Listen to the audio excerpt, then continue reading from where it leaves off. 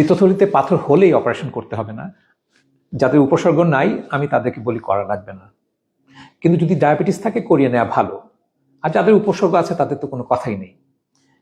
কিন্তু কিছু কিছু ক্ষেত্রে আমি জোর করি অপারেশন করার জন্য, যেমন ধরেন গলব্লাডারের পলিপ যদি 9 মিলিমিটারের বেশি হয়ে যায়। কিন্তু আজকে আমার সঙ্গে যিনি আছেন গৌরাঙ্গ, তার যদি আমি উদাহরণ দিই, সেটা হচ্ছে যে উনার পিত্তথলির পাথরের কারণে অত্যন্ত সিরিয়াস একটা কন্ডিশন হয়েছিল, সেটাকে বলা হয় প্যানক্রিয়াটাইটিস।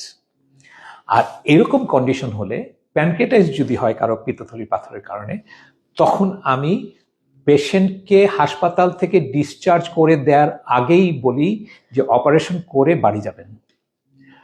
যদিও ওনার ক্ষেত্রে সেটা হয়নি, অন্য জায়গায় ওনার প্যানক্রিয়াটাইটিস হয়েছিল। আমি আসার পরে এই গত 1 বছর এই প্রথম কাউকে বললাম যে ইমিডিয়েটলি অপারেশন করাতে হবে, এবং উনি আমার কথা শুনেছেন এবং গতকালকে অপারেশন হয়েছে, আজকে বাড়ি চলে যাচ্ছেন। তাই না গৌরাঙ্গ? জি। ভালো আছেন? জি। অতএব মনে রাখবেন, যাদের পিত্তথলির পাথরের কারণে প্যানক্রিয়াটাইটিস হয়েছে, তাদের প্যানক্রিয়াটাইটিস সারিয়ে তারপরে অপারেশন করে তারপরে বাড়ি যাবেন। এটাই হচ্ছে নিয়ম। অনেক অনেক ধন্যবাদ।